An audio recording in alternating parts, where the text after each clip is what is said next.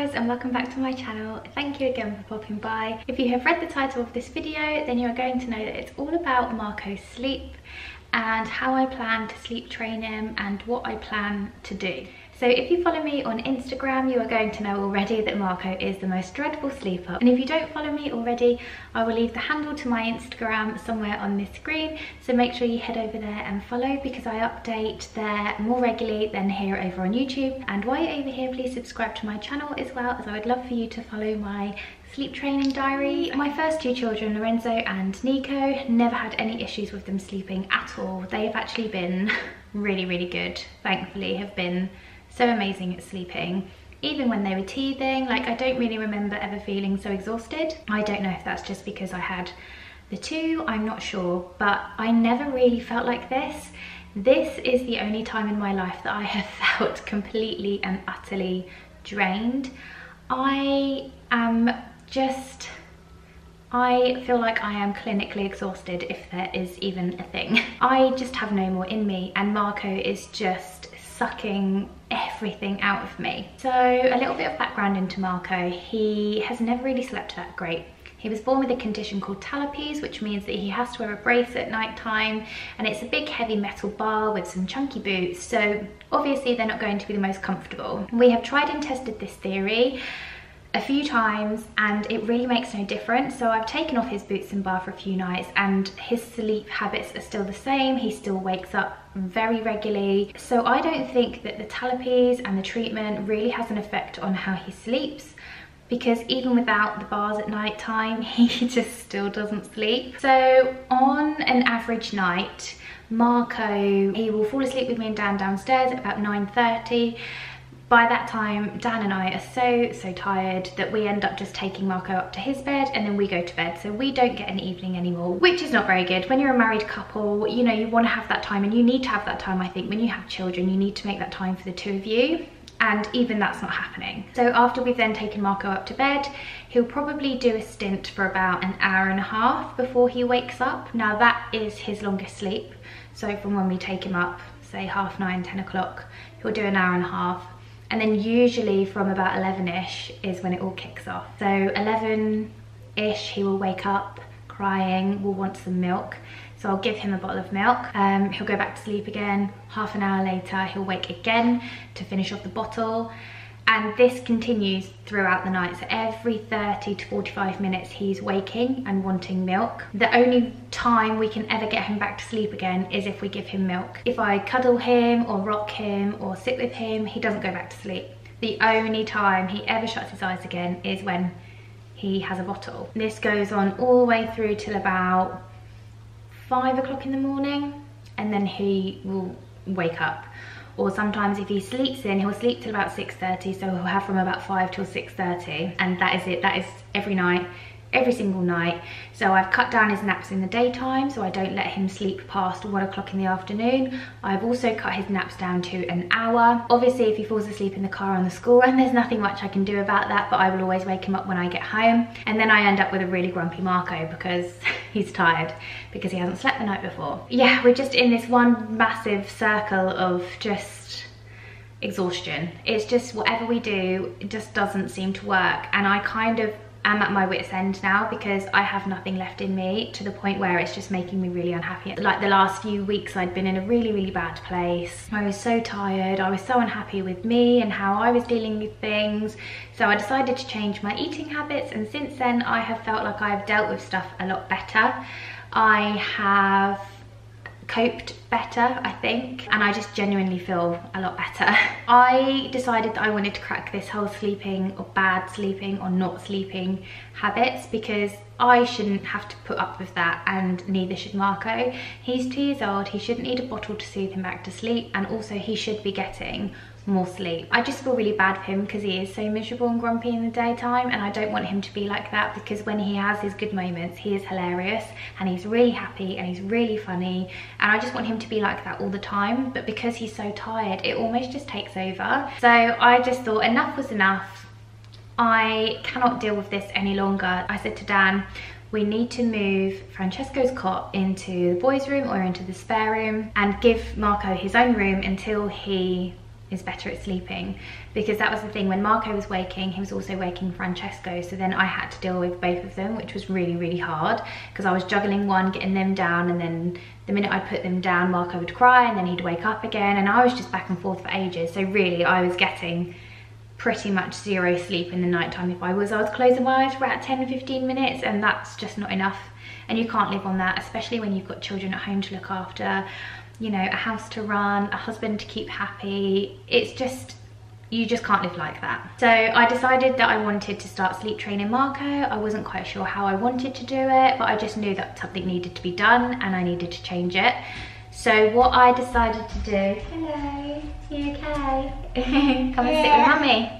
So what I decided to do was to move Francesco's cot into the spare room. So he is now sleeping on his own. I think the first night he found it really weird because he's obviously usually around noise, which is Marco. But he did sleep a lot better. When he woke up, he wasn't grumpy, he just kind of woke and I fed him and he went back to sleep again, which was great. The two main things that I wanted to achieve were making him go to sleep on his own at bedtime. So we take you guys up, don't we? We read you a bedtime story.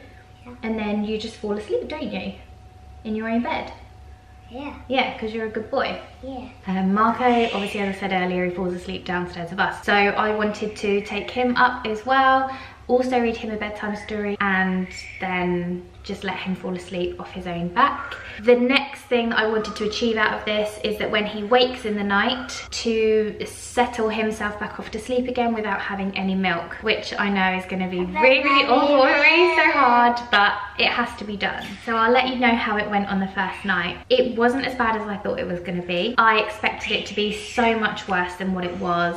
And I kind of psyched myself up for having an all-nighter, and I was like, right, I've got this, I'm gonna do this. And I went in feeling really, really strong, because that is one thing. I am a major softie, and I just always give in. Obviously, when you're trying to sleep train a toddler, you cannot just give in, because that's the reason why he doesn't sleep, is because I've just given in to him all the time and I've been too soft on him. I find it really difficult to leave him crying, so that is not the technique that I'm using. I'm not doing any kind of controlled crying, I don't think. But the first night anyway, I took him up at 7:30, read him a storybook, and I just laid down on his bedroom floor while he was in the bed. I didn't even need to touch him. He knew I was there. Half an hour later, he was fast asleep. So 8 o'clock wasn't too bad. For the first time he's ever done that, I didn't think that was too bad at all. I made sure I had the night light in the hallway, so not in his bedroom, so it wasn't too light. And I had like different coloured stars on his ceiling and some music playing, and I think that really kind of soothed him. And the fact that he knew I was there as well, I think definitely helped. So then I came downstairs and me and Dan got a bit of an evening, which was nice. Went upstairs.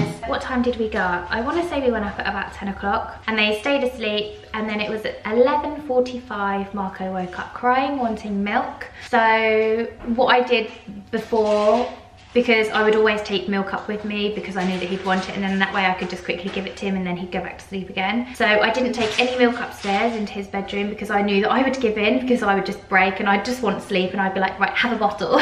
So I didn't take any milk upstairs because I knew that if I did, then I would just give in. You got a chocolate biscuit. I just took up a bottle of water for him because I thought if he wakes up in the night and he wants something to drink, he can have his water. So I did exactly that. I went into him when he started crying and I gave him his bottle of water, and he took it thinking it was milk, and then he realised it was water and launched it at me. So I ended up just laying on his floor, and he cried, and he cried, and he cried all the way till about 1:30, when he just eventually cried himself to sleep. Now I say I'm not a fan of controlled crying, only because I don't like them to know that I'm not going to be there. I was there the whole time. I was on his bedroom floor, I was stroking his back, his arm, holding his hand, stroking his hair, and he wasn't crying hysterically, he wasn't that bad at all. He was just whinging for his milk because he knew that he wanted milk to help him get back off to sleep again. But I knew that he could do it, I knew he could go back to sleep. It took a while, so it took from 11:45 till 1:30, whatever that is, 12, an hour and 45 minutes it took to get him back off to sleep again, but he did it, and that was the main thing, and that was the one thing that I wanted him to know that he could do. So he slept from 1:30 till about 3, when he whinged. He didn't wake up and cry, he wasn't like really crying, so he was whinging, and he was kind of like looking around for his bottle. I again went into his bedroom, gave him the bottle of water. He realised, threw it at me again, got a little bit upset, but then fell asleep again pretty quickly. So I ended up getting back into our bed, and then it was about 5:30 he woke up, and I thought, right, I don't mind giving him milk now because it's the morning and he can have his morning bottle, and then that'll be it. He'll come downstairs and have some breakfast at about 7. So actually for the first night, it wasn't that bad. I expected it to be a million times worse. I am just going to continue doing what I'm doing, I think, because after a few nights when he realises that I'm not going to give in to him and give him milk, then I'm hoping that maybe he'll just wake less and less, and then he'll be able to sleep more. Or if he does wake, he'll know that he can get himself back off to sleep again without me having to cuddle him or give him a bottle or rock him or anything like that. I feel like I stayed really strong last night. I stayed really quite positive, and I just was so determined to crack this because it's just awful, and no one should ever have to deal with that amount of no sleep. So I'm so glad that I started it, and yeah, I'm not really using any kind of technique. I guess I'm just doing the thing that I want to do, and the main things that I want to get out of this is to get him off of his milk at night time and make him realise that he can settle himself, which he did eventually, and that was the one thing that I knew that he could do. So I know so many of you over on Instagram were interested in how I was going to sleep train him or how I was going to do it. I think I just needed to be ready in my own mind. I know that it was ridiculous and that I shouldn't have had to deal with all of that in the lead up, but I did because I don't feel like I was in the right place to sort of do it. I didn't feel strong enough. I didn't feel like I would have been able to get through it.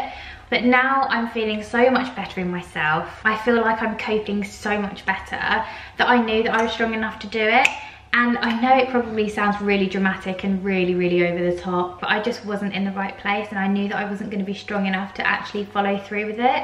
And that's the thing, I think when you start something, you have to follow through with it. I'm going to try and update you as much as I can and let you know what's worked and what hasn't worked. I think I'm just going to keep doing this for the first few nights and sort of see if it makes a difference. And if there's no change, then obviously I'll have to change what I'm doing and try something new.